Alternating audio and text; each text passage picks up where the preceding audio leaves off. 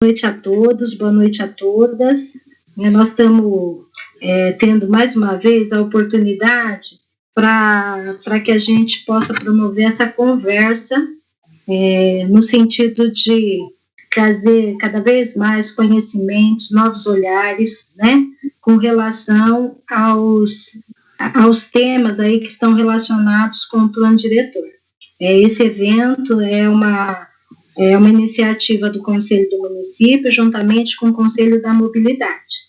Então, eu desde já quero agradecer muito ao professor Adalberto, que é extremamente conhecido por todos nós, e que a gente fica muito satisfeito em ter você, viu, Adalberto? Agradeço muito de estar aqui conosco para que a gente possa tratar desse tema que é tão importante, né, para a cidade, que há tantos anos vem sido falado, mas que a gente precisa realmente ver resultados e efetividade nas ações, né?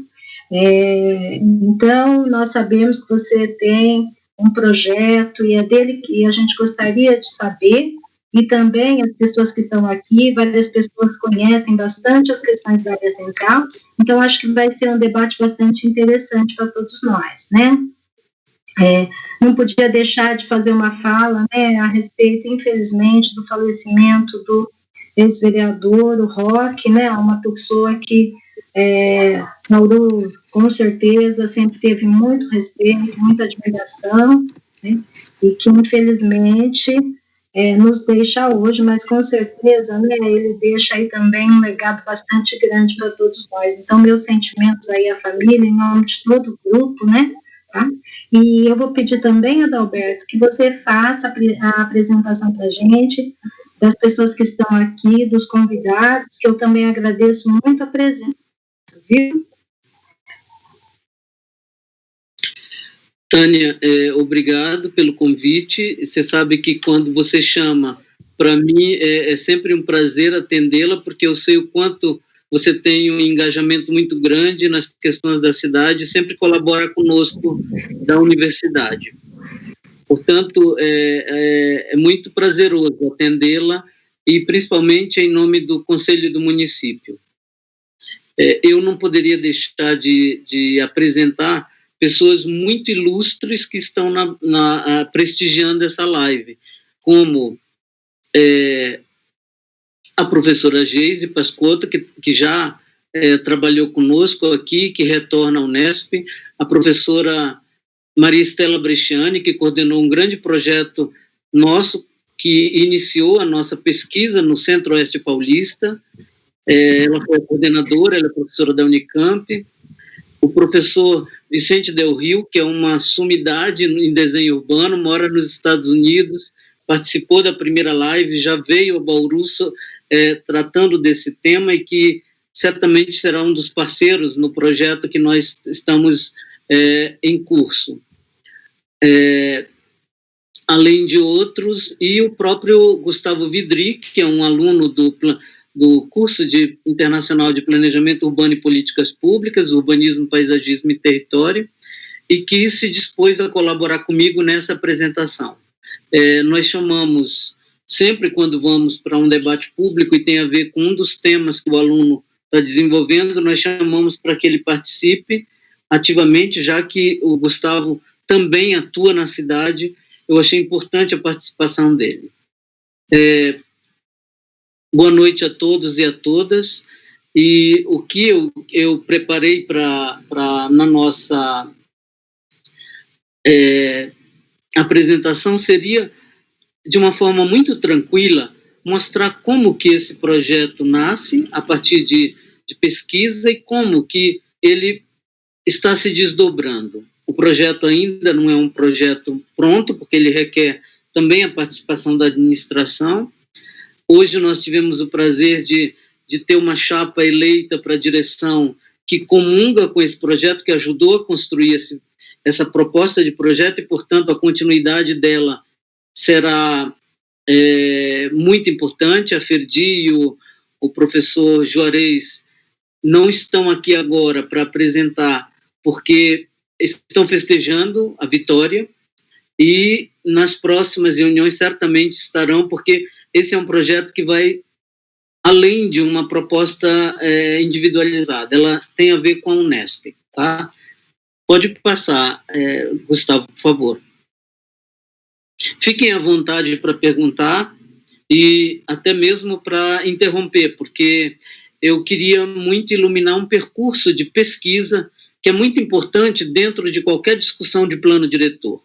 Eu acho que uma das questões importantes e que une a todos que estão nessa sala é a defesa da cidade pública e uma discussão entre plano e projeto para que essas duas coisas possam levar a uma consolidação de políticas que cada vez mais possam estar ratificando a ideia de uma cidade pública construída por todos e, portanto, o Conselho da Cidade é muito importante estar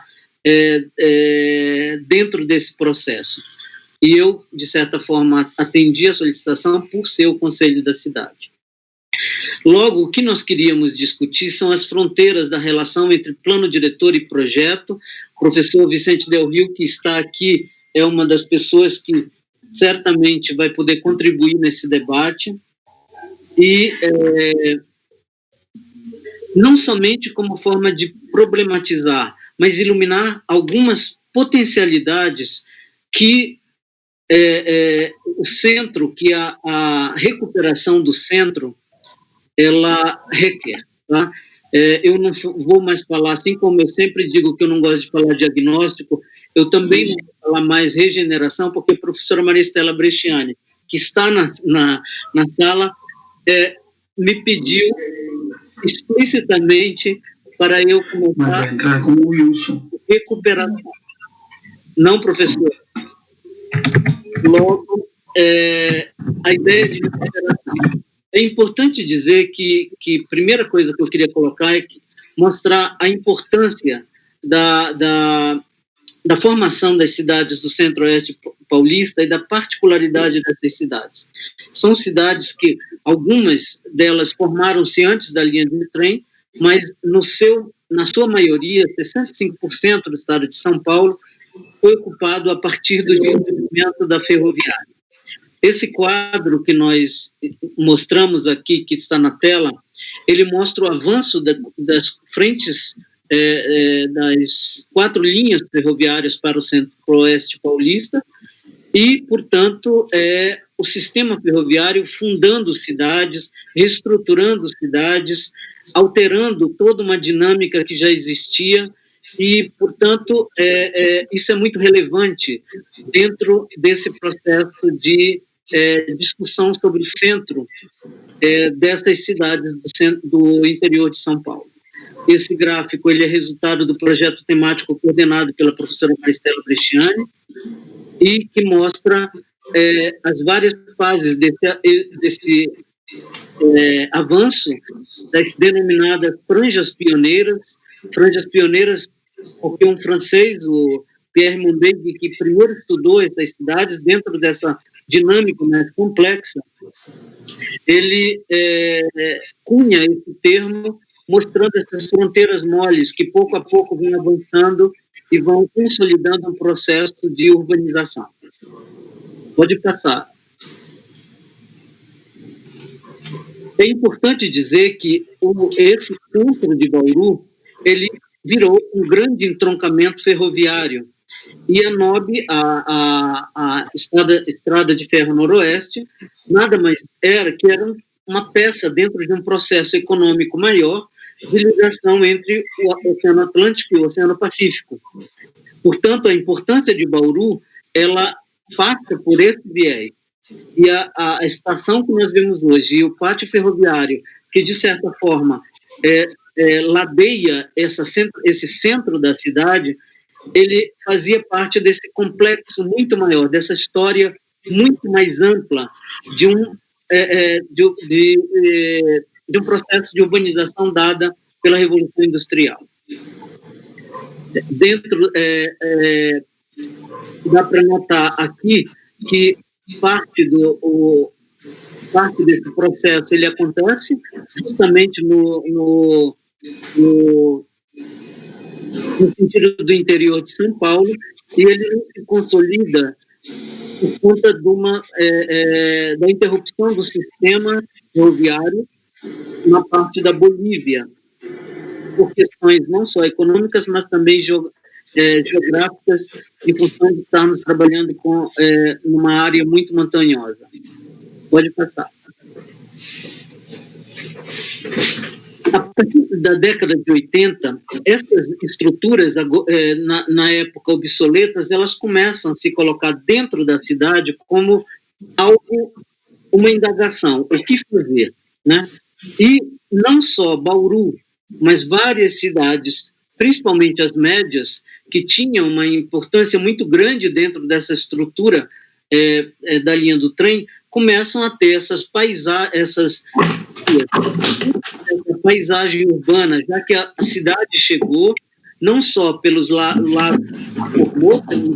centro, também dos outros lados, isto é, houve um crescimento da cidade, a cidade chegou e criaram-se essas paisagens dentro da própria cidade. Paisagens que, de certa forma, foram alvos em algumas cidades de tombamento. No caso do tombamento dessa área, aí falando especificamente da área do pátio ferroviário, ela teve um processo de tombamento em 1992, assinado pelo professor da Unesp, Nilson Girardello, e que, portanto, iniciou, a partir daí, uma relação, eu diria que, inicialmente, no sentido de preservá-la, mas depois conflituosa com a cidade, uma vez que a própria cidade não utiliza desse potencial para o seu desenvolvimento. Aqui nós temos, no caso todas as cidades que entraram e algumas dessas áreas que estão tuteladas no Centro-Oeste paulista. Pode passar, por favor. É importante mostrar na dimensão da cidade como que essa área se coloca. Aqui nessa bolinha preta, esse círculo preto, é o mapa de Bauru, mostrando o sistema viário maior, com Nações, Rodrigues e o fundo de vale. E aqui também, abaixo, nós colocamos uma outra situação, que é uma provocação que eu gostaria muito que o Gustavo Vidric vai colocar, isto sair da noção simplesmente do centro em si, mas pensar uma cidade policêntrica, isto é, o centro está com um processo de uma debilidade muito grande. Nós sabemos que isso é devido à grande saída da habitação, mas não é só o centro, porque existem outros centros que poderiam também estar sendo trabalhados dentro dessa ideia contemporânea de cidade multipolar. Pode passar. Quando surgiu a proposta, nós fomos chamados para pensar o plano diretor, e que surgiu a partir daí a proposta do Centro como República, nós tivemos duas linhas de discussão. Uma delas é o centro de Bauru em si e o déficit habitacional que a Unesp tem no campus de Bauru. Da Unesp, Bauru é um dos maiores campos e, portanto, nós não temos uma pequena quantidade de alojamentos que não se caracteriza como uma residência estudantil, são alojamentos, e, portanto, com a ajuda do professor Carbone, com a interferência direta do diretor e da, então, pró-reitora de extensão universitária, nós começamos a ver como a Unesp poderia ter outro tipo de ação utilizando-se de um recurso que já existia, que são bolsas para os alunos, bolsa de caráter para pagar o aluguel, e que nós começássemos a utilizar essas estruturas históricas nas cidades, nos campi, onde nós tínhamos déficit habitacional, déficit de estudantes. A professora Silvana também está na sala e ela participou de toda a discussão desse projeto, porque o Arquiab, que ela coordena, iria e ainda irá participar justamente na parte de discussão de habitação. Sinta-se à vontade, Silvana, para abrir a câmera quando quiser e a voz. Logo, nós temos a Unesp, e falando da Unesp, nós temos um número de 24 cidades do estado de São Paulo que nós temos campus universitário. E, portanto, seria uma nova forma da Unesp se colocar na cidade, utilizando-se dessas estruturas no sentido de recuperar e ir à cidade de forma até a destruir o isolamento típico dos nossos campi, que nos literalmente deixaram longe da própria cidade. Só para vocês terem ideia, no início do projeto, nós queríamos que a especialização que eu e professora Silvana e professora Ana coordenamos, ela se desse no prédio da estação ferroviária. Pode passar.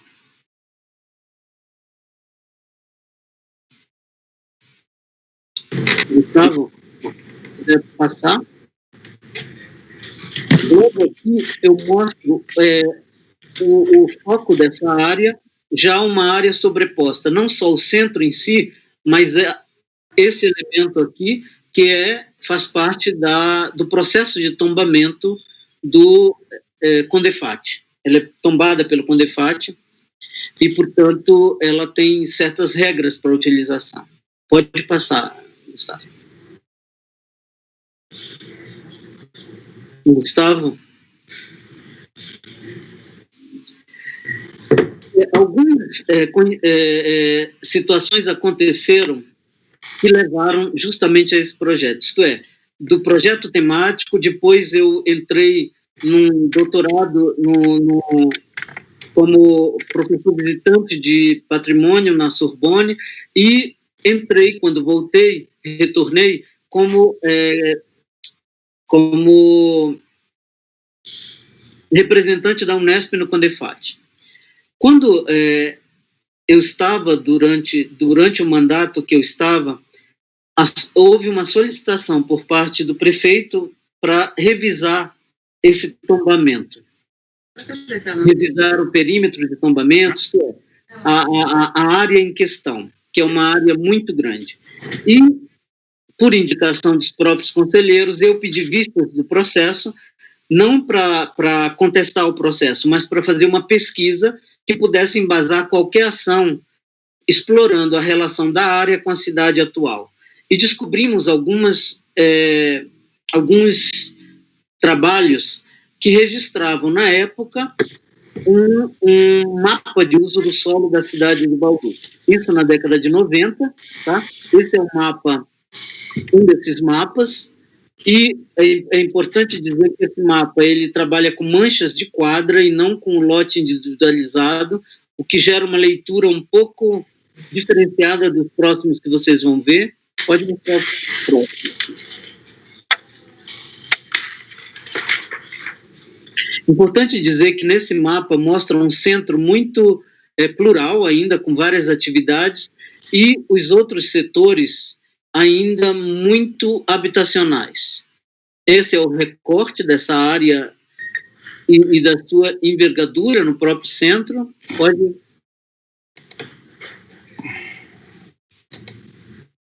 Logo, essa é a área que virou área de estudo quando, por ocasião da proposta do Condefat.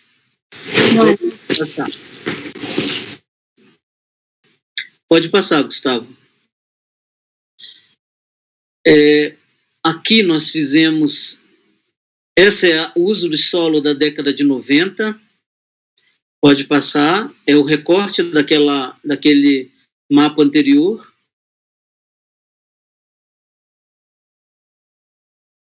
Pode, e esse já é um mapa que nós fizemos. Entretanto, esse mapa ele trabalha já o lote e o uso do solo a partir do lote, não da quadra. O que se detectou dos dois mapas que, do ponto de vista comparativo, poderíamos tá analisando? Primeiro, o centro não tem mais aquele multiuso.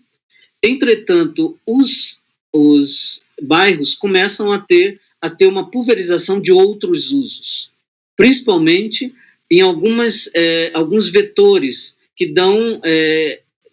mostram claramente o pequeno comércio, o açougue, o bar, etc.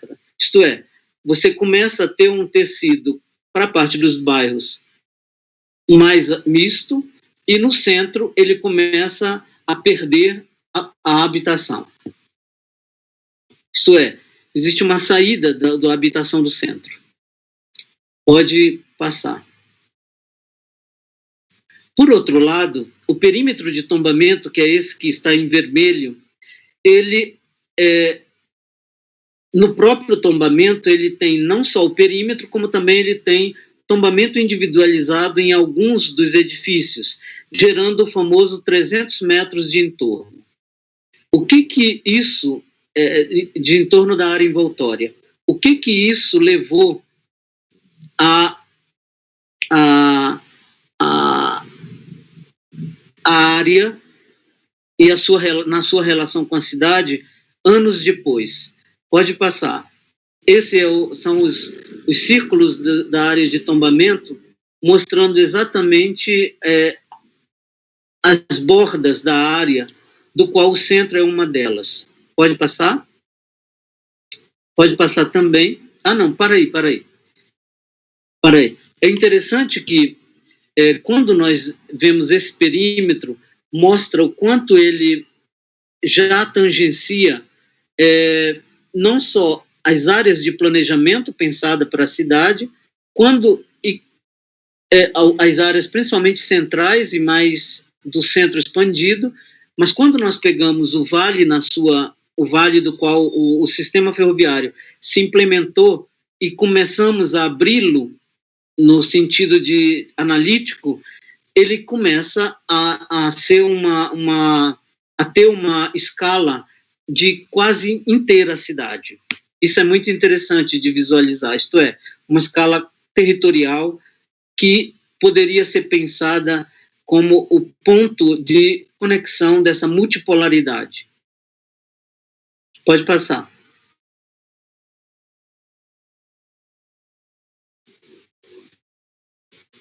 Aqui são umas fotos que nós resolvemos fazer, mostrando, nós também encontramos um trabalho que ele fazia o registro nos anos 90 das bordas dessa área.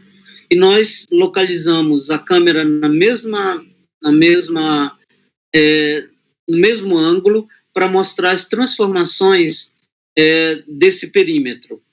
É importante dizer que o perímetro, ele pode passar mais rápido, que são algumas dessas imagens. Esse perímetro, ele não só cada vez mais se consolida, mas ele se afasta da cidade, levando a momentos de total desconexão, a total não relação com a própria cidade.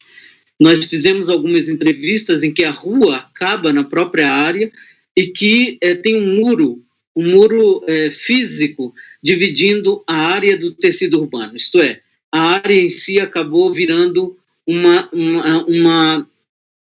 o perímetro virou um rígido muro nas suas várias conotações, tanto física quanto de social. Pode passar, isso daí é um registro feito por conta dessa análise do Condefat. Aqui, mostra esse muro, lá atrás o patrimônio, um dos galpões mais bonitos da Sorocabana, e as ruas que não têm saída, elas dão nesse... E quando você vai conversar com essas pessoas, elas dizem que elas são totalmente inseguras porque elas não sabem o que vai vir dessa área, que é a área tombada. Isto é, uma total falta de ligação orgânica entre a cidade e a área tombada. E isso vai se consolidando ao longo de décadas, desde o tombamento.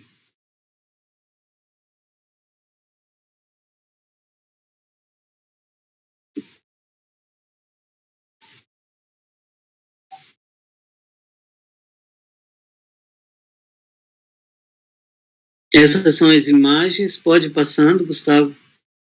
É lastimável visitar a área por dentro, porque mostra um patrimônio extremamente rico e não aproveitado pela própria cidade, e, ao contrário, sendo visto pela sociedade de uma forma extremamente negativa. Entretanto, abrindo um pouco o leque, e aí é onde eu vou só colocar a questão, depois o Gustavo desenvolve, nós começamos a ver como que esse patrimônio, não só o centro, mas todo essa estrutura de fundos de vale, ela poderia ser um ponto articulador no projeto da cidade contemporânea. Isto é, do ponto de vista do patrimônio, o abandonado é emblema de uma desertificação produtiva que teve como resultado lacerações profundas no tecido social e econômico. Basta pensar no impacto que teve o encerramento do sistema ferroviário sobre o emprego e renda de determinadas famílias quando se analisa esse pátio ferroviário. Um processo de degradação urbana e territorial, deixando sinais de uma paisagem que se deteriora e consome a identidade do próprio território. E principalmente, e quase paradoxalmente, isso se verifica quando a área em abandono coloca-se no projeto da cidade contemporânea como recurso para o sistema econômico regional e pode, de fato, tornar-se um espaço redesenhado para novas atividades produtivas em torno das quais o território pode apostar em um futuro diferente.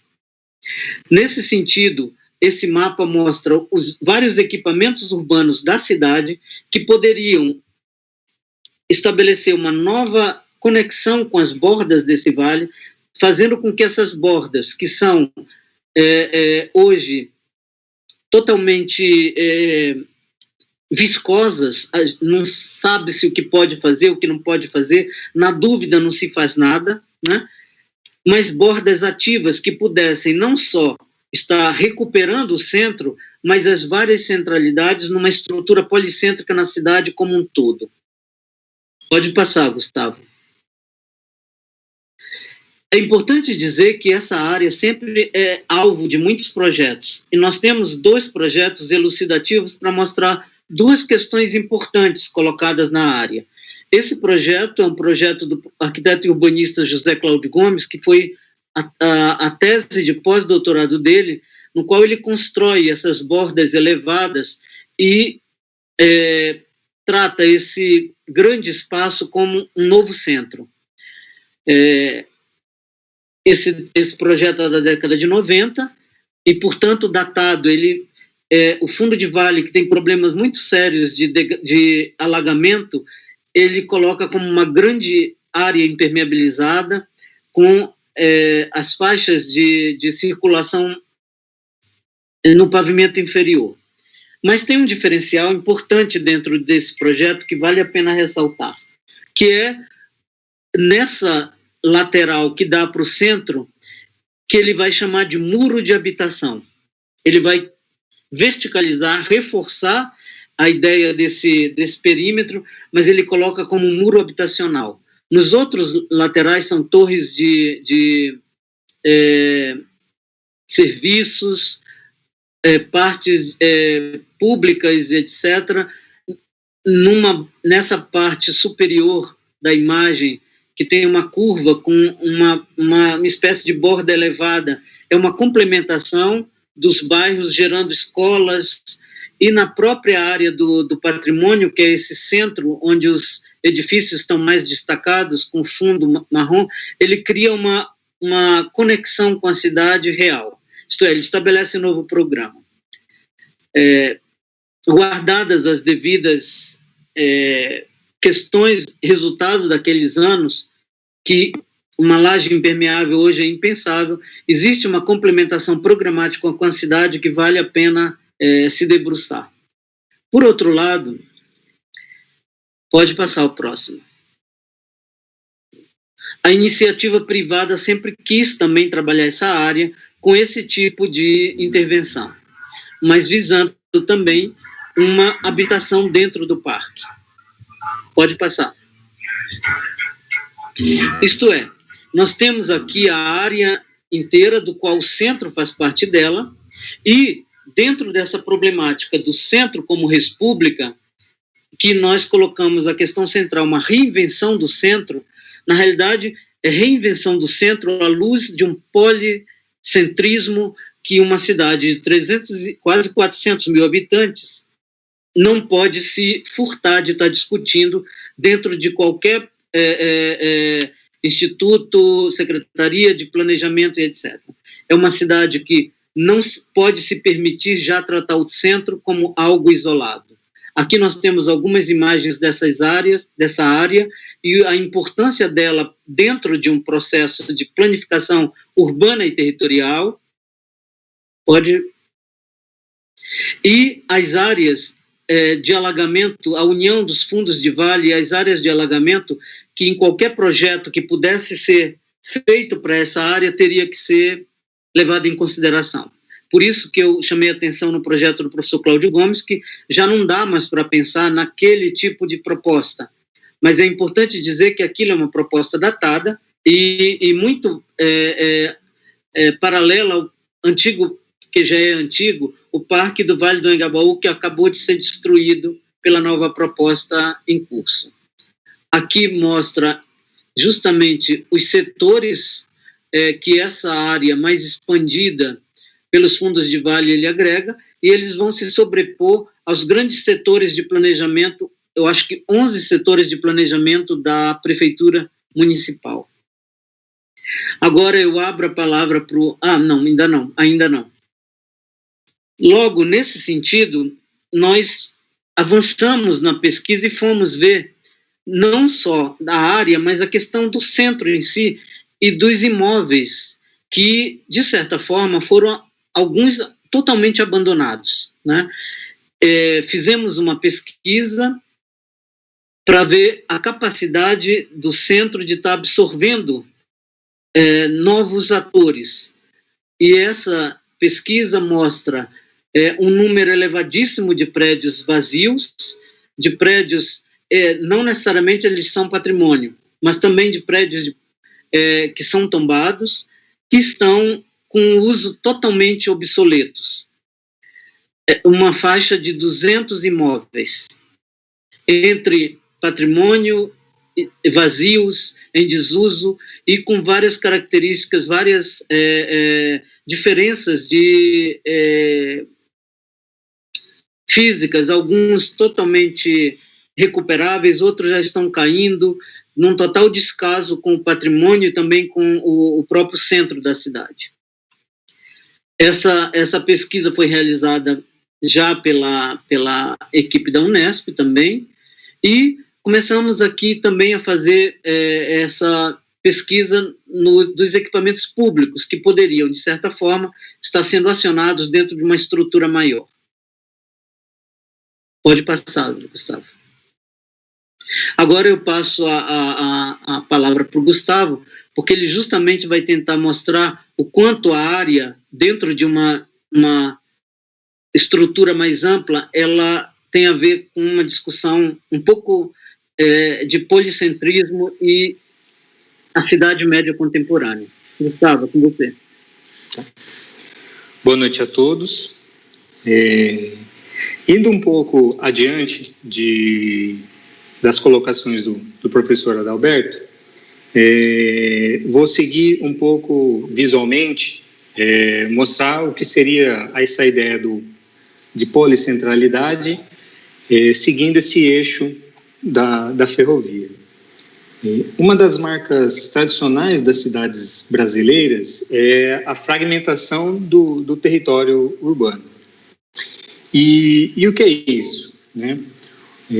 O modelo normal de produção do espaço urbano é marcado por uma diferenciação físico-social, né? Ou seja, que cada bairro possui mais ou menos infraestruturas de mobilidade, serviços urbanos, equipamentos de lazer, assim como a questão dos usos que são segmentados entre residencial, comercial, industrial, que torna cada região zoneada de forma mais monofuncional.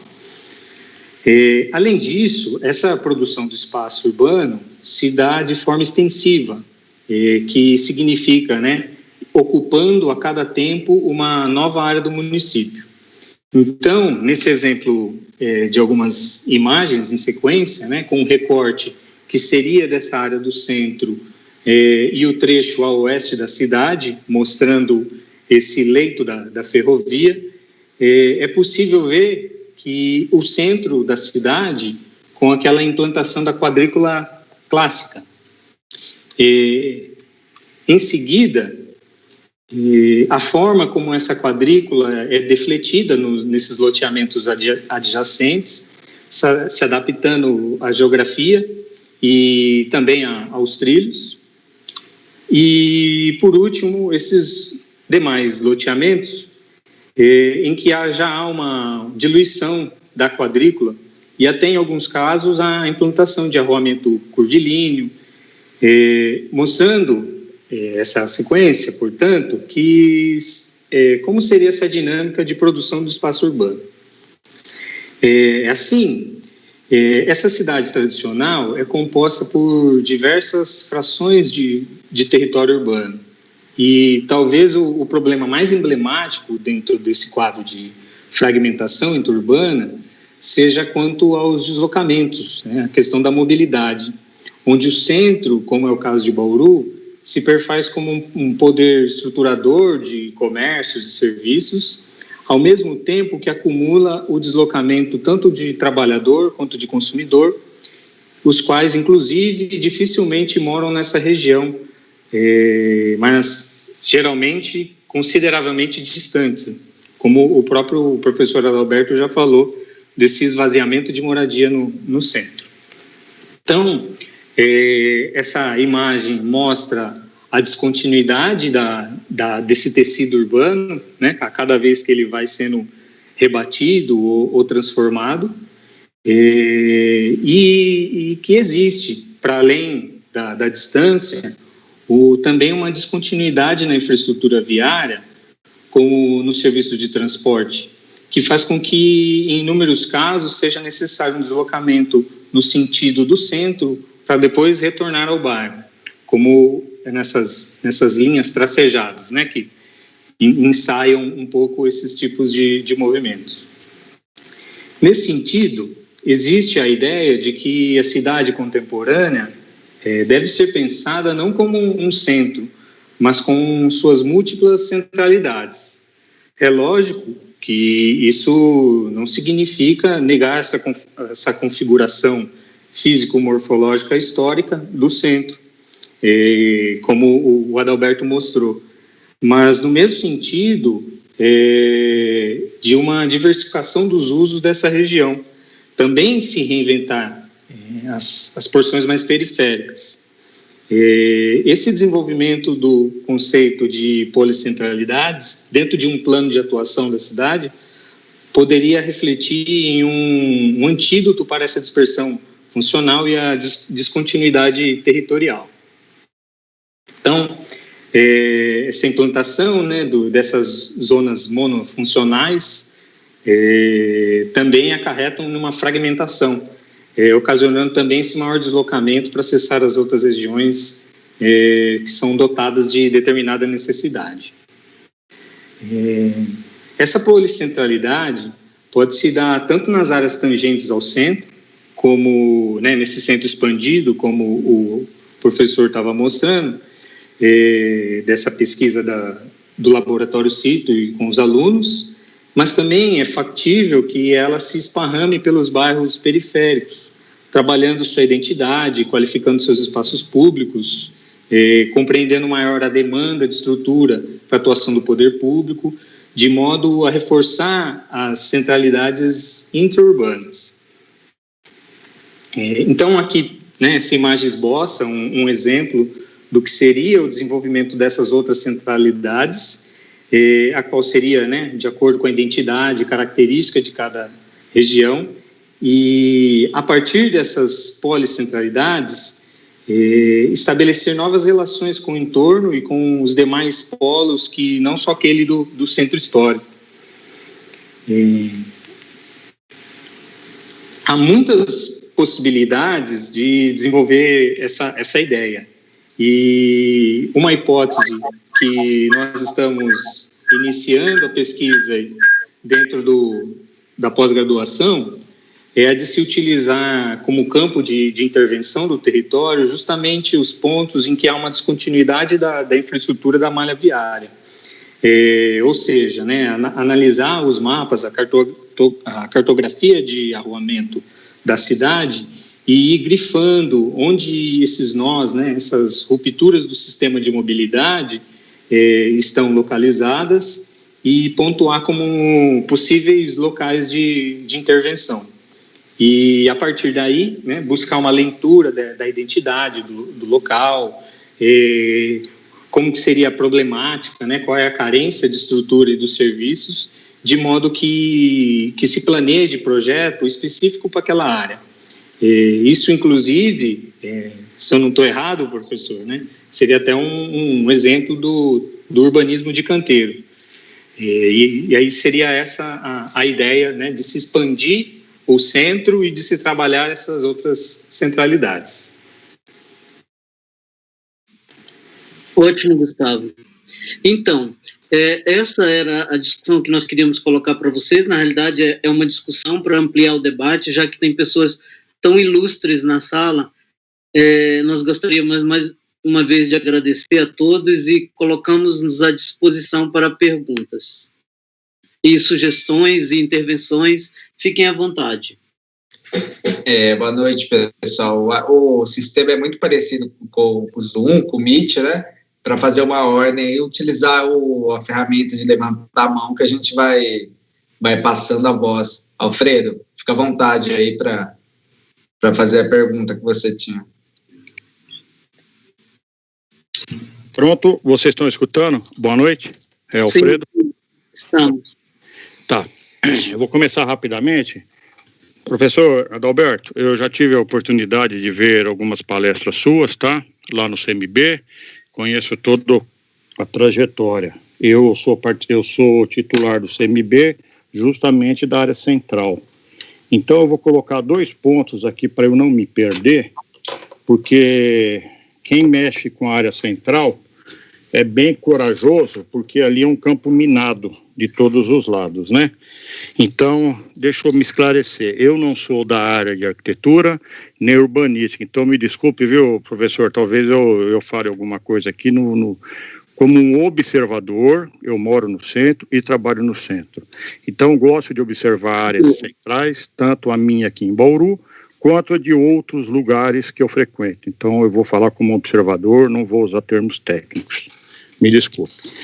Eu vou começar com o seguinte. Primeiro, quando a gente fala em centro, o Brasil houve realmente um êxodo na área central para áreas mais novas. Estou usando essa palavra êxodo mesmo, né? Que é uma palavra bem bíblica, né? Porque o centro é antigo, né?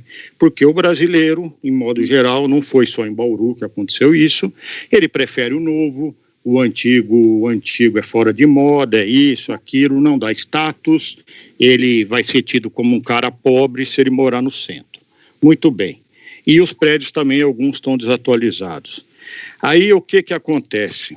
Quando falo em prédio desatualizado, o que eu vejo hoje, muitas vezes, principalmente o poder público, dá o exemplo de ele vai deteriorando o prédio no qual eles usam a repartição, exemplo a nossa prefeitura, a Câmara dos Vereadores e outros. O último, aí, quando a reforma fica mais cara, não, e até a nossa estação, tá? Aí, quando a reforma fica mais cara do que construir um novo, o que eles fazem? Vamos construir um novo. Aí vai lá para a Zona Sul, desmata uma área e faz realmente um prédio numa área maior. Nada contra. Quando a cidade cresce, ela tem que fazer um maior. Só que não houve um planejamento para o que vai se colocar nesse antigo. O fórum também está nessa, o Fórum de Justiça está nessa linha que eu estou falando, que fala-se por aí. Só que antes de ir para esse novo, deveria ter um planejamento, porque ninguém vai querer ficar com essa bucha desse prédio que foi esmigalhado, usado, cuspido e jogado no lixo depois que usou. Porque, à época, ele foi comprado, teve um gasto, tem prédios bonitos, falando agora só desses prédios públicos, eu vou entrar nos outros também, tá? Mas esses públicos, ele custou para alguém. Aí fica jogado, abandonado. Outro exemplo, prédio do INSS. Falam que foi demolido. Desculpe o Jornal da Cidade, tá? Que eu não quero entrar em detalhes, mas eu tenho fotos aqui, não vai dar tempo.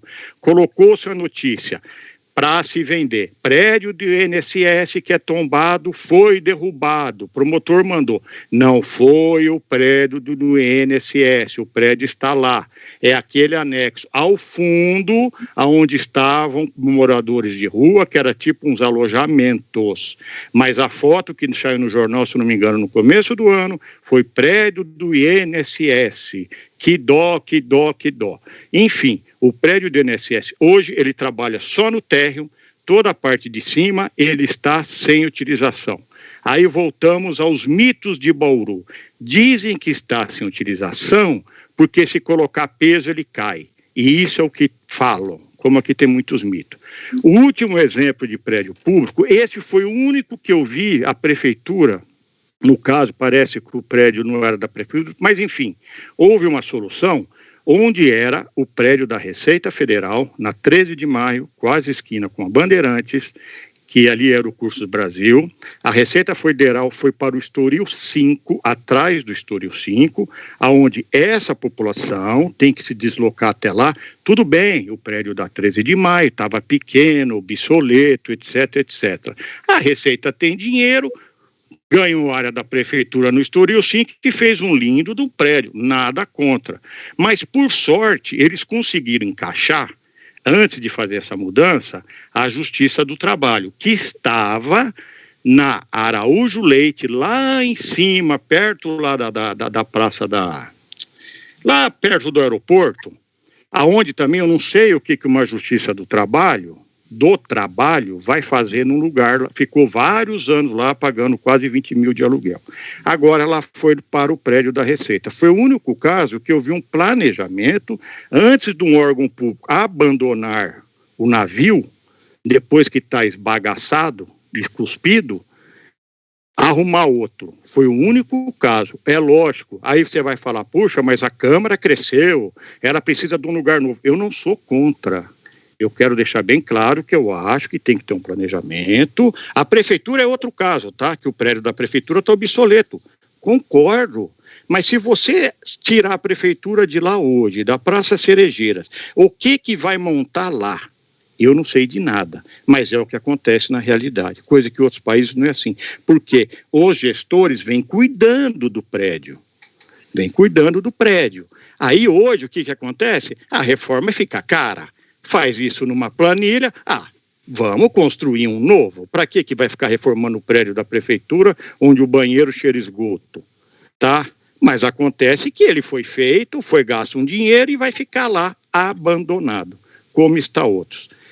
Falando em prédio tombado, infelizmente, não é que eu não goste de cultura, da mesma maneira que o nosso ex-ministro Mandetta gosta da vida.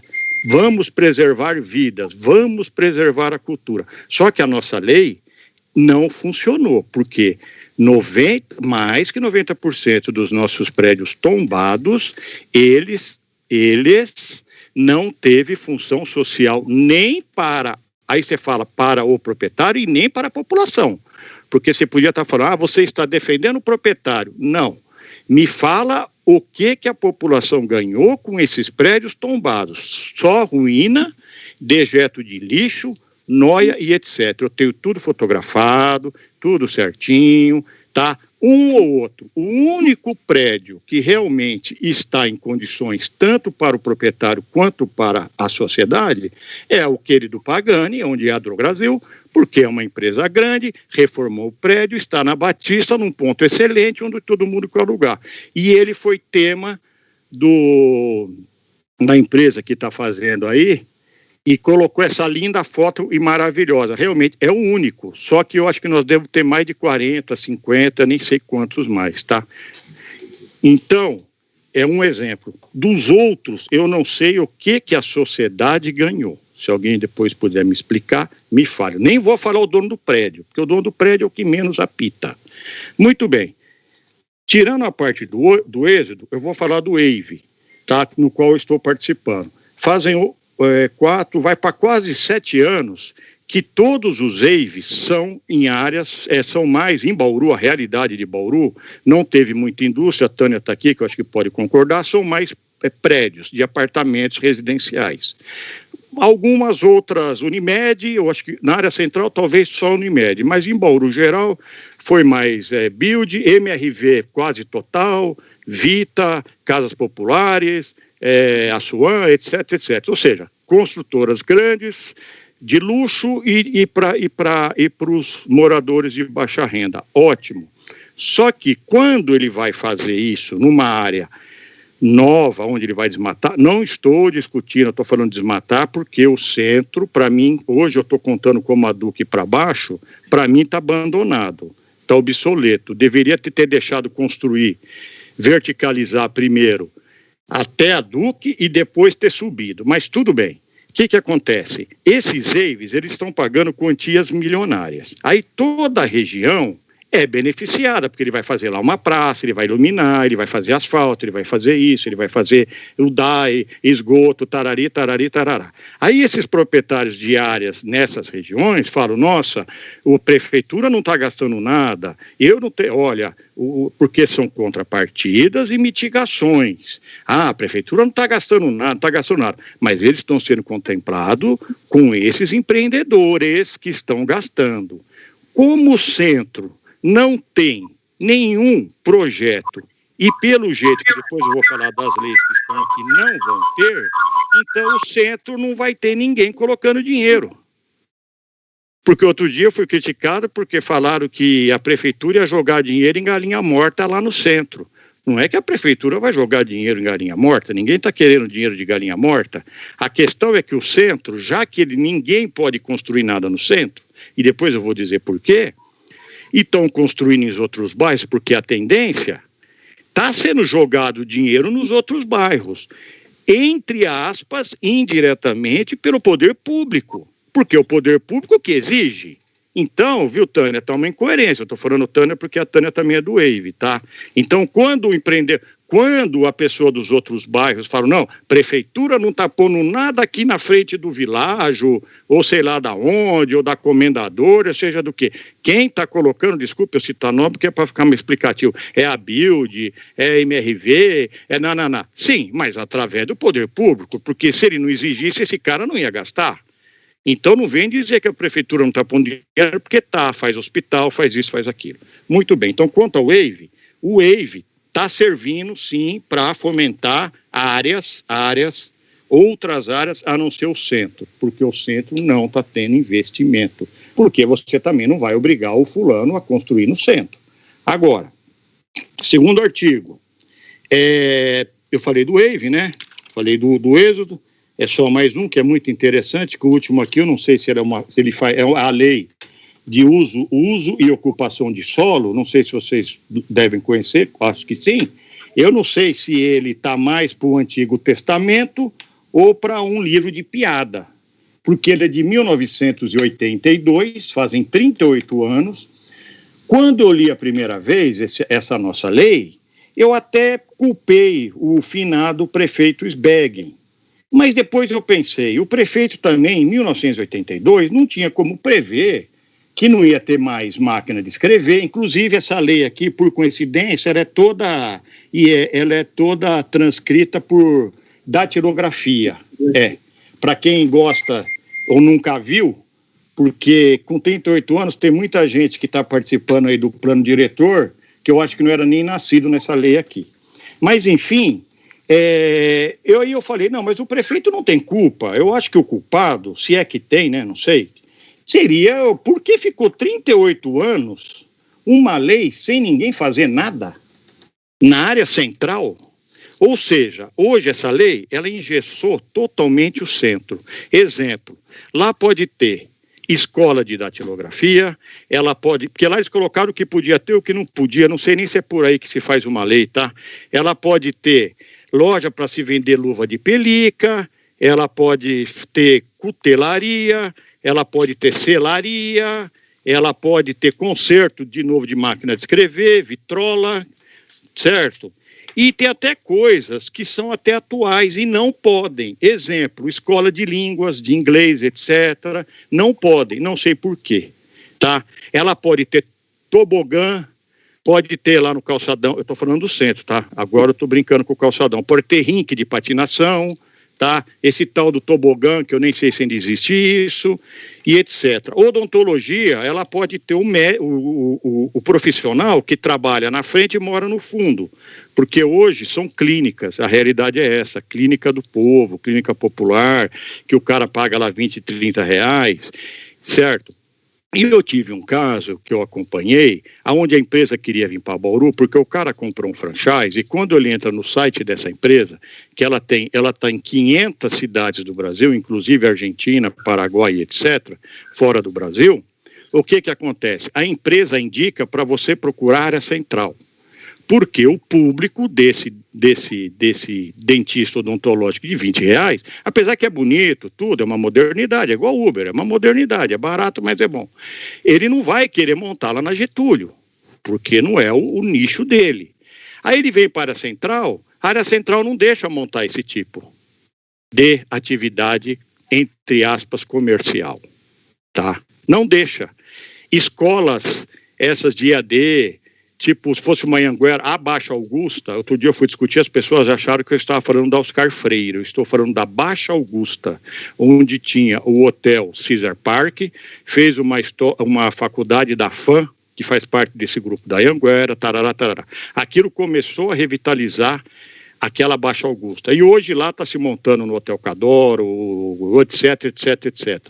Então, universidade, faculdade, curso superior, curso de línguas, etc., que eu estou falando porque eu já arrumei pessoas para montar no centro. Não pode.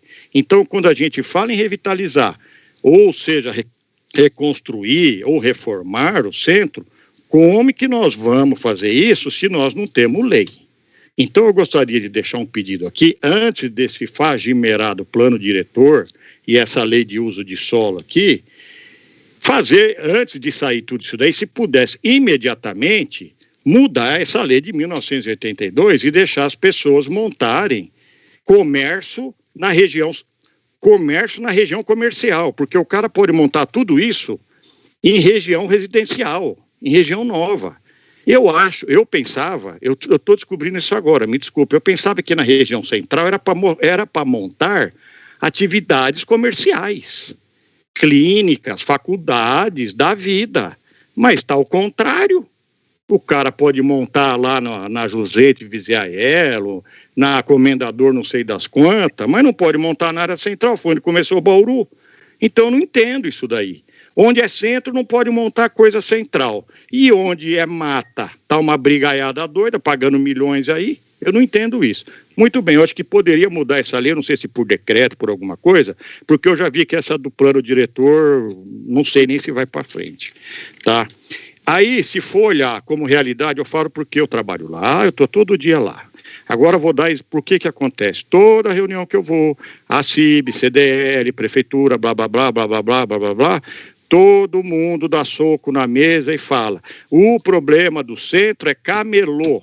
Arranca camelô, resolve o problema. Eu discordo, só que eu sou quase linchado. porque me chamam de camelô, contraventor, produto pirateado, etc e tal. Não é isso, eu não sou camelô, não sou nada, eu sou empresário. Só que eu acho que o problema é mais como vocês estão apresentando. Ele é mais crônico, ele é muito mais, outras maneiras, tem que ser muito mais estudado. Não é só tirar o camelô na borracha, tá?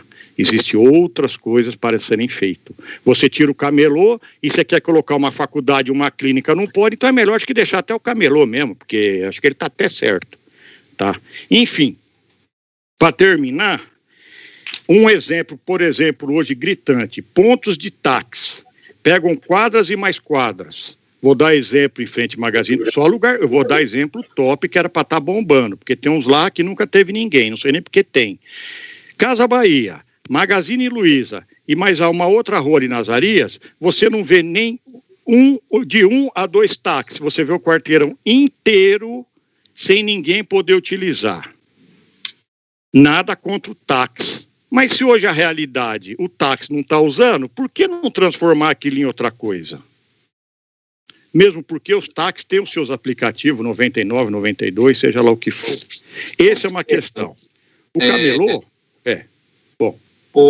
Tem outras pessoas querendo falar, e o professor Vicente ele falou que ele vai ter que sair também daqui 15 minutos, ele era o que gostaria de falar. Então tá bom, então é isso daí. Você pode Não, é só isso daí, eu acho que do jeito que tá, a gente continua com as datilografias, cutelaria, e eu acho que realmente essa revitalização que vocês querem aí, e vai continuar com esses prédios tudo abandonados. E mais, a CIB, por exemplo, ela tem um prédio na quadra 1, que faz mais de 15 anos que ela não aluga, não vende, que tinha que fomentar. Beneficência Portuguesa do lado da Tanger, prédio abandonado. Então esses órgãos, sindicatos e etc., que tem prédio na região central, que não é o objetivo deles, vai continuar abandonado. Ponto, acabei. Seu Alfredo, eu vou pedir para responder após a intervenção do professor Vicente Del Rio, que ele está nos Estados Unidos e precisa sair daqui a pouco. E aí eu volto a responder, que eu gostaria muito de conversar com o senhor, de responder a sua pergunta e as suas colocações. Pode ser? Ok, obrigado, desculpa qualquer coisa. Vicente, você poderia fazer uma colocação e depois se despedir, porque a questão que o seu Alfredo coloca é muito interessante para quem está na cidade. Eu gostaria também de me manifestar. Não, eu na realidade não tenho intervenção, eu só queria agradecer o convite e poder participar dessa apresentação, dessa sessão de aproximação entre a universidade e a prefeitura, que eu acho absolutamente necessária e importante, e acho que é por aí que os caminhos são construídos em conjunto, né? Eu acho que várias questões importantíssimas foram levantadas. Eu não conheço, não posso dizer que conheço Bauru, então não posso comentar nada específico, mas acho que a iniciativa é fantástica e eu agradeço ter sido convidado para participar de alguma maneira. E eu peço desculpas que eu tenho que sair, aqui nós estamos 4 horas antes de vocês, então eu tenho outras coisas para fazer antes de acabar o meu dia de trabalho. São 4h16 aqui. Então, eu espero estar em outras rodas de conversa e debate e poder participar do trabalho de alguma maneira. Obrigado e boa sorte. Eu que agradeço, Vicente, a sua disponibilidade e interesse de estar participando como ativo dentro desse processo. Muito obrigado e voltamos a conversar. Desculpa ter que sair, gente. Voltando ao seu Alfredo. Seu Alfredo, eu devo dizer que eu concordo com o senhor. E não é que não tenha nada contra, é tudo contra. Porque, na realidade, dentro de um processo quando eu fui chamado numa primeira conversa para tentar pensar a revisão do plano diretor, a primeira questão que eu coloquei foi essa: 3 escalas porque não adianta fazer revisão para revisar uma lei que tem um monte de coisa que não foi implementada, dos quais a revitalização do centro. Portanto, não era para fazer uma revisão sem implementar outras questões. Ao contrário, aquilo que está escrito no plano diretor deveria ter desdobramentos em ações efetivas de qualificação e transformação da cidade. É assim que, no meu ponto de vista, eu penso uma revisão de plano. A revisão de plano ela vem para ajudar a consolidar uma cidade e não para ficar engavetado com previsões que não têm desdobramentos. E essa do centro existe no plano diretor que está sendo revisado, a revitalização do centro. Só que nenhuma ação foi feita para levar a cabo esse tipo de proposta. E o que nós estamos propondo é justamente isso, porque não existe um esgarçamento social do tecido. Aquilo que o senhor fala é muito sério, do êxodo que na realidade é um deslocamento para a parte alta da cidade e que precisa ser revertido. Por isso que nós, quando colocamos a questão, nós fomos contra qualquer tentativa de fazer uma maquiagem no centro, como já foi feita no passado, com as fachadas, etc. e tal. Não é isso. Precisa reinventar, levar novos atores para morar no centro, como faculdades, etc. Abrir o tecido, no sentido do zoneamento, para que o centro comece a ser o alvo central econômico da cidade. É um novo desenho que tem que ser colocado. Então, não dá para revisar sem passar por essas discussões. Eu concordo com o senhor, e o senhor tem toda razão de estar falando muito, porque eu sei o quanto vocês falam e o quanto não está sendo ouvido. Mas essa é a questão que se coloca. Preferem estar apostando numa cidade dispersa, com grandes custos, ao invés de estar investindo no patrimônio, numa área extremamente importante do ponto de vista histórico, uma área que no passado foi o entroncamento de uma articulação comercial entre dois oceanos, e que, de certa forma, está sendo abandonada e levando a níveis de degradação muito grande. Isso tem a ver também com o Condefat, que a partir do momento em que tombou a área, simplesmente tombou e nada foi feito, levando ao engessamento da área e uma quase que ruína. Ele tomba para virar ruína. Eu coloquei isso quando eu estava no Condefat.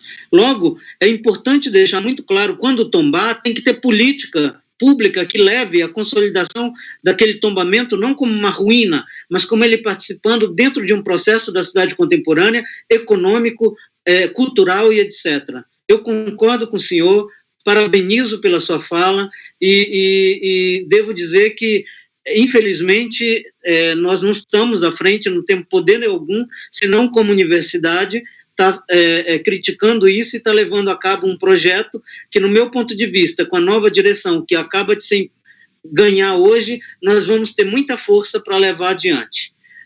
Nós tentamos levar também a especialização para o centro, no prédio, e nos foi negada a possibilidade disso acontecer. Obrigado. Está respondido, obrigado. Muita satisfação.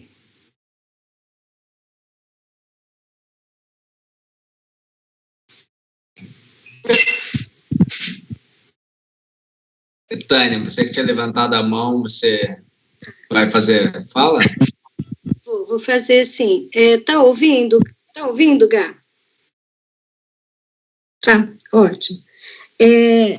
Eu até queria falar com relação ao Alfredo, porque, na verdade, o Alfredo, ele coloca todas as angústias que a gente sente, especialmente porque ele é um companheiro meu, né, do Conselho do Município, e onde a gente vê tantas coisas tantos problemas que a gente percebe, que a gente enxerga, que a gente sente na cidade, e que, como o Adalberto acabou de falar, né, acaba sendo infrutífero. Então, ele tem razão em todas as coisas. Nós, como sociedade civil, independente de profissão, do que seja, quando a gente vê os prédios abandonados, né, e especialmente os tombados, isso aí nos dá uma tristeza muito grande. E o que o Alfredo falou é certíssimo. Tudo que está abandonado em termos de construção civil, a recuperação chega num ponto que realmente fica inviável, né? Então, é fato. Essa questão aí do EIV também é fato, porque não há interesse na construção do centro. Então, a gente não vê, não passam processos. Não adianta ter um coeficiente de aproveitamento altíssimo, que isso, infelizmente, não se traduz em realidade, né? Agora, outra questão que eu acho muito importante que ele colocou também, a questão do prédio da Receita Federal, quer dizer, além do fato de ter saído do centro, mas ok, veio uma outra atividade, está certo, porém, para que vai? Para o Estoril 5, é uma coisa inacreditável. É inacreditável porque dificulta o acesso das pessoas, é incrível, um prédio público que tem que dar acesso ao cidadão e vai numa região, é inaceitável, né? Eu acho que do ponto de vista de sociedade, do ponto de vista urbanístico, é inaceitável. A questão do prédio do INSS que você colocou, e você diz, olha, existe aí um fantasma, né, que aquele prédio tem problemas. Aquele prédio não tem problemas, já foi feito o laudo de vistoria, isso tudo é uma questão de tratativa e entendimento, né? Então, não há um motivo para que não se ocupe aquele prédio.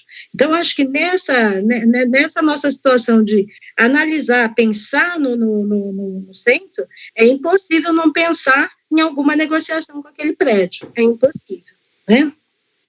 Agora, eu queria falar um pouco a respeito do que o Adalberto, né, e a sua equipe toda, o Gustavo, trouxeram. Então, eu gostaria que vocês me corrigissem se eu estiver errado, tá? Mas o que eu senti dessa apresentação? Nós estaríamos trabalhando profundamente com a questão da ferrovia, né, de uma forma histórica de recuperação dos seus prédios, né? Essa proposta de várias centralidades é fundamental, acho que esse é um conceito que tem que ser incorporado, e o que eu gostaria de perguntar era no sentido de, como o Gustavo mostrou, né, aqueles círculos lá dos outros polos de centralidade, se isso está pensado de uma forma, seria aqui, mais ou menos, em que região? Aquela centralidade, ela tem já um formato, ela tem, ou não? Isso ainda é só uma posição, nesse momento, teórica, ou já está um pouco mais avançado? Outra questão que eu colocaria é, assim, nós estamos vivendo um momento difícil em Bauru, né? Porque nós estamos num processo de plano diretor, com uma faca no pescoço, por conta da colocação do tempo que está sendo imposto. O conselho gestor tem se manifestado contrário, né, publicamente, de forma ativa, dentro das suas possibilidades. Mas a minha pergunta é assim, de que maneira, e aí eu faço eu trago esse desafio aí para o Adalberto, para as pessoas da equipe dele, né? Então, hoje temos a felicidade da notícia que o Adalberto nos traz, de que nós já temos aí uma sinalização de uma aproximação muito grande entre os trabalhos da universidade com as necessidades da cidade, que é um link fundamental, e isso nos deixa, assim, extremamente satisfeitos, mas meio que eu vou usar a palavra aqui que eu acho mais coerente, um plano de trabalho, de que forma podemos trabalhar com vocês, no sentido de termos propostas adequadas para esse plano diretor, independentemente de tudo que tem sido proposto, né? E não estou aqui fazendo juízo no sentido crítico-técnico, é que eu entendo que muitos olhares, nós estamos num momento que nós temos que avaliar todas as nossas possibilidades. É isso que nós estamos fazendo, nós estamos abrindo o nosso leque para avaliarmos possibilidades, para ouvirmos várias pessoas. Vocês já estudaram bastante, é impossível não imaginar linkar tudo isso com o momento que vivemos, né? Então, assim, na prática, como ação, como realidade, né? O desafio que eu proponho aí para vocês é de que forma podemos conduzir isso, tá? Então, era essa a minha fala. Tânia, obrigado pela tua colocação. Sobre o prédio do INSS, aquele prédio é fantástico para ser trabalhado. É impressionante. E dizer que ele tem problema de estrutura não é verdade, nós sabemos disso, né? Então, sobre a primeira questão do policentro. Os policentros, Tânia, na realidade, lembra da apresentação que você foi aquele livro foi publicado e, portanto, ele já está público e pode ser apresentado, os projetos, etc. e tal. Mas aquilo era uma atividade didática. Mas o mais importante é, partindo do que existe, ninguém está querendo inventar coisa, partindo do que existe, reforçar aquilo no sentido de dar identidade àqueles bairros, gerar efetivamente polinúcleos que tenham serviços que possam estar dando apoio à população de postos de saúde, isto é, e articulá-los entre si dentro de uma trama acessível, porque não dá para se pensar a cidade contemporânea sem ser totalmente inclusiva, né? Então, já existem, você viu naquela apresentação as várias potencialidades, é uma questão simplesmente de reforçar aquilo que já existe, dando suporte. É um potencial latente e, portanto, precisa de ação pública. É ação para construção de coisa nova, para arborização, para praça, isto é, começar a pensar que a cidade tem que ser resolvida a partir de policentros. Não dá para pensar Bauru só com um centro. O centro histórico é muito relevante, mas os outros são muito importantes para sedimentar uma cultura que já existe dos bairros, de várias particularidades que tem esses bairros. Então, é algo que está latente, que precisa de uma boa política para se implementar. Como resolver praticamente isso? Eu devo dizer que quando eu disse que a Ferdi e o professor Juarez ganharam, é porque, de fato, eles colocaram como plano de pesquisa dele a cidade como laboratório de ações e práticas participativas. E do qual esse projeto, que tem a ver com a gestão do professor Carboni, que lutou muito para a gente estar já implementando, vai ser alvo de discussão. Eu espero, semana que vem, já estar conversando com ela, para que nós tenhamos, junto ao Conselho, e eu deixo muito claro que essa ação tem que ser junto ao Conselho, porque com a Prefeitura nós já cansamos de tanto conversar, mas é o Conselho que nos interessa, porque a gente entende que um planejamento hoje, se ele não parte por uma pactuação da cidade, de uma construção de uma cidade pública, ele não é planejamento. Eu agradeço. Assim, a gente vislumbra alguma coisa de importante no futuro, né? Eu tenho certeza, o Márcio não está aqui, mas eu tenho certeza, o que o Conselho deseja é se qualificar, é ter cada vez mais pessoas participando, mais engajadas. Eu acho que esse é o papel realmente da sociedade civil, é esse papel que nós... E o voluntariado. Porque quem souber trabalhar... Eu prometo estar falando com a Ferdi hoje mesmo, depois do resultado, falei com ela por WhatsApp e convidei-a para participar dessa live, e ela disse que ela estava muito cansada e queria festejar. Já tinham, mas que na próxima ela vai estar apoiando ela, o professor Jurandir, no sentido de que esse projeto é um projeto FAAC, é um projeto Unesp, e que é importante para mostrar uma nova forma da universidade se colocar diante da cidade. E o Conselho, com certeza, está de portas abertas, com certeza. Obrigado também. Eu podia falar só uma palavra? É o Alfredo. Pode ser, Alfredo.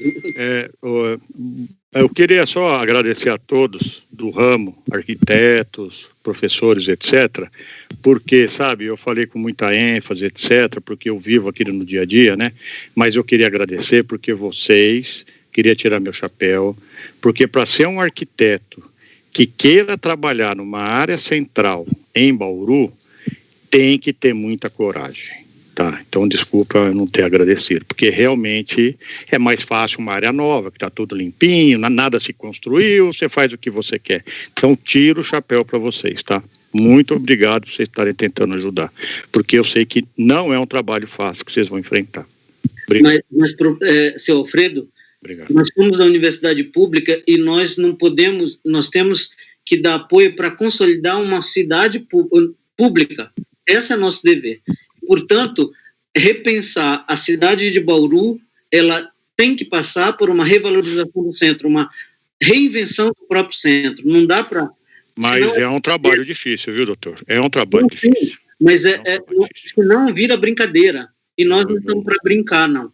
Mas eu admiro a disposição de vocês aí. Admiro. De estar hoje aí discutindo tudo isso aqui. É um assunto, desculpa porque eu fui um pouco ênfase, de vocês terem um alto nível de conhecimento, tá? Admiro e agradeço. Tá? Pra gente, essa interlocução pra gente, é isso que nós queremos. Não tem nada de dizer. Eu falei como um observador e frequentador, tá? Você vive no centro.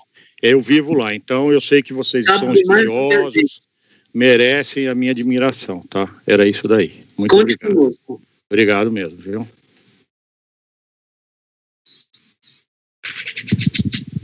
Professor, bom, não tem mais ninguém agora com a mão levantada, eu acho que tem outros profissionais também, eu acho que tem Cláudio, se não me engano, da Demacamp também, quem puder, que tiver vontade de acrescentar alguma coisa, depois pedir para você, professor, todo mundo está fazendo a apresentação, acaba deixando o material com a gente, depois puder compartilhar a apresentação, para a gente ir acrescentando nos estudos aqui. Gustavo, é com o Gustavo, tá?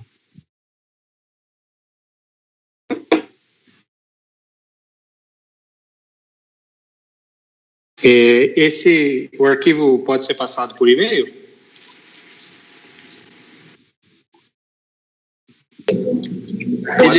Pode sim.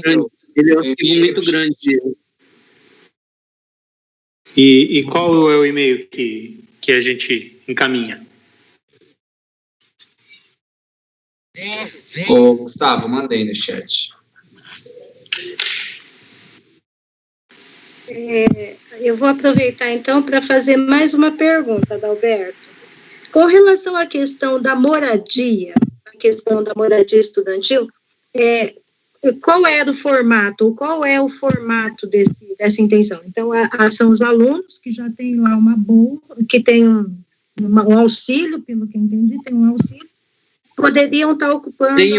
Tânia, na época, o professor Carboni ficou responsável por essa parte.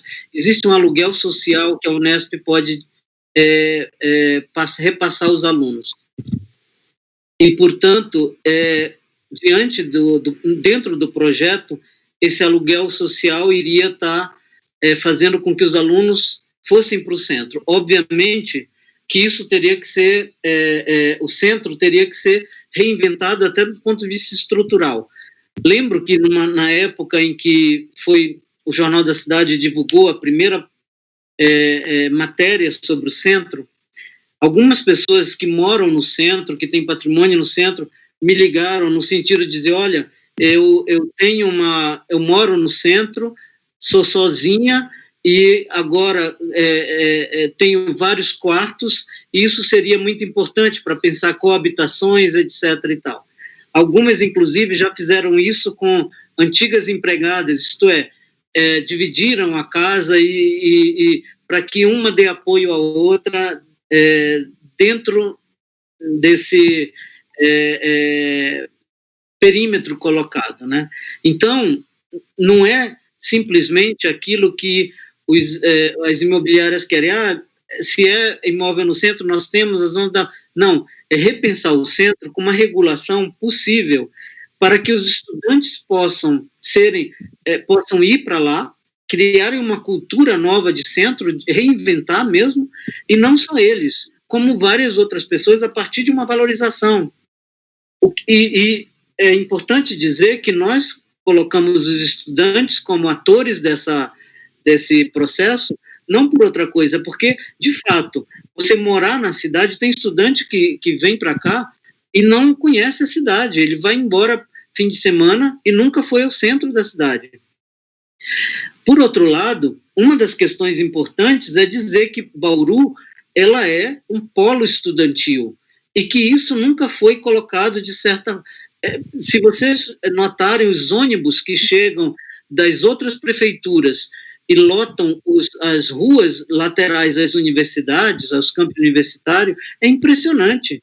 Isto é, uma cidade essencialmente universitária, com quase 6 universidades, das quais USP e Unesp, também aqui dentro, e não coloca isso como centro da sua, do repensar economicamente, como que não pode acontecer isso? Bauru não é só serviços, é uma cidade universitária. Sim. E, ao contrário, nós temos leis contra os estudantes porque eles estão pulverizados, ao invés de estarem valorizando o centro, que sempre foi uso misto, e que é isso que nós estamos querendo abrir, que haja uma real consolidação desse centro como espaço cultural, espaço de estudo, espaço de festas e etc. e tal. Assim sempre foi o centro sempre foi misto por excelência. Uma questão que a gente também tem pensado bastante é na questão de inovação e tecnologia, né? Então, na quarta-feira que vem, inclusive, nós vamos ter um debate que eu convido a todos que estão presentes, depois a gente vai mandar o link também, que é com o Dr. Carlos, ele é o diretor-presidente da Associação do Parque Tecnológico de Botucatu, mas foi responsável também pela implantação do de Sorocaba. Então, ele tem uma experiência muito interessante nessa questão.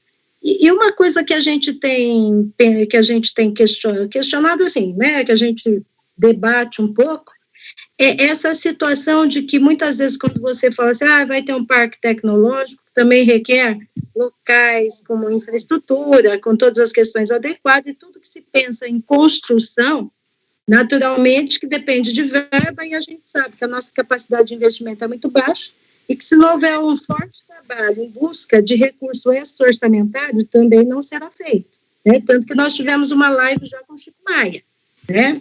Porque eu acho que o caminho da busca de recursos extra-orçamentários é fundamental, né? Para se implantar na cidade de uma forma institucional, né? Não aleatoriamente, uma secretaria ou outra buscando recurso, não é isso, né?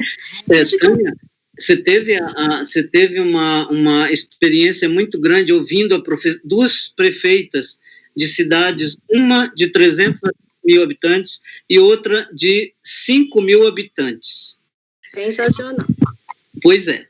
E que elas mostraram, por A mais B, como dá para conseguir fazendo parcerias, né? Sim. Então... especialmente a Daniela, né? A Daniela de Monteiro Lobato.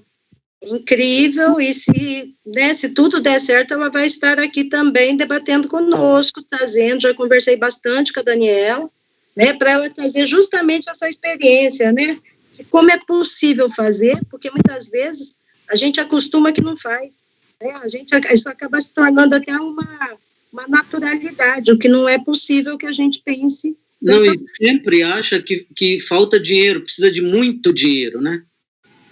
E o que eu ia comentar com você a respeito da inovação e tecnologia, me ocorreu hoje, até vindo aqui para São Paulo com meu marido, que trabalha na Previdência, justamente conheço muito aquele prédio, né?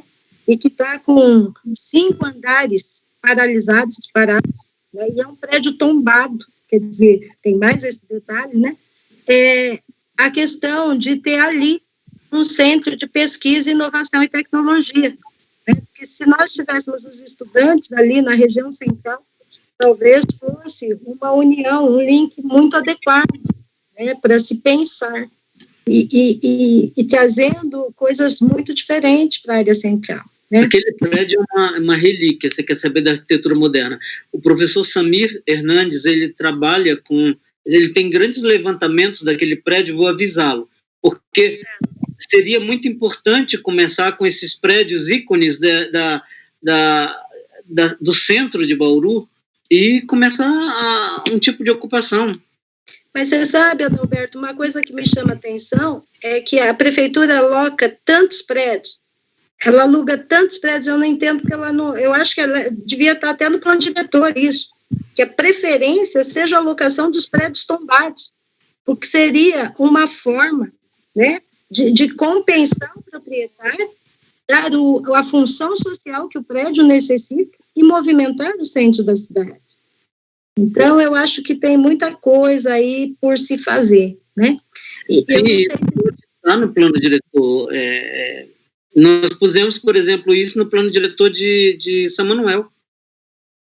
Sim, é uma situação muito interessante, né? Muito interessante. E eu não sei se tem outros professores, outras pessoas, será que eles querem fazer uma fala? Gustavo? Oi? Você não quer também... Você não quer falar alguma coisa? Acredito que não, viu, Adalberto? Acho que eu fico grato, né, até pelo interesse da Tânia, do Gabriel, do Alfredo, pelo nosso trabalho, né, por tudo que a gente tem discutido e levantado de hipóteses. Mas acho que, pelo menos da minha parte, eu não tenho nenhuma ressalva, nenhuma colocação a se fazer. Apenas talvez um comentário, né? Eu acho que também concordo com grande parte do que o Alfredo colocou, e mais que nós estamos aqui, né? Nós estamos com vontade, temos fôlego para atuar no centro. Então, também existe uma questão de interesses e de oportunidade. Em breve vocês vão ter um mapa importante que o Gustavo vai estar apresentando para vocês, viu, Tânia? Acho que nós podíamos depois pensar, né, faço a proposta aqui, as pessoas que estão no grupo, mas de ter, não sei, alguma comissão de trabalho, aguardar você, Adalberto, alinhar isso para a gente, né? Eu vou falar especialmente com o Márcio dentro dessa questão, apesar de que, naturalmente, que a gente fala em nome do Conselho, né? E eu acho que, então, nós podíamos encerrar, mas eu fico bastante satisfeita, eu acho que foi um debate, principalmente por questões que são colocadas, né? Eu adorei ver as fotos, porque eu tenho uma vontade imensa de andar ali nos trilhos. Eu nunca tive a oportunidade. A gente passa e vai olhando, mas realmente gostaria de ter feito essa caminhada com vocês. Porque a gente fica... não tem nada como ver. Eu acho que não existe nada como ver as coisas realmente para a gente começar a ter sentimentos por elas. E, inclusive, o próprio prédio da estação, né, que eu não sei realmente a situação, mas quanto mais tempo passa, mais abandonado fica. Queria até colocar, deve ser publicado um trabalho do Chico Maia, onde ele faz uma proposta de como revitalizar a partir de outros recursos que não, e parcerias e tudo mais. Eu acho que vai ser um trabalho muito interessante para a gente no futuro também, tá? Então, eu queria agradecer profundamente, né? Acho que aí a gente tem um grande trabalho pela frente, nós estamos à disposição para caminhar aí junto com vocês, tá bom? Muito obrigado, Tânia. Saiba que com você é sempre um prazer enorme estar atendendo, dado a tua grande luta por mudanças na cidade de Bauru. Conte conosco. Muito obrigado a todos. Obrigado ao Gustavo e a todos que participaram. E vamos fazer o que é possível. Eu agradeço muito. Fico à disposição. Boa noite para todos, viu? Agradeço a todos também, viu? Muito obrigado. Tânia, Alfredo, Adalberto. Boa noite. Gabriel. Uma ótima noite. Boa noite, obrigado. Parabéns.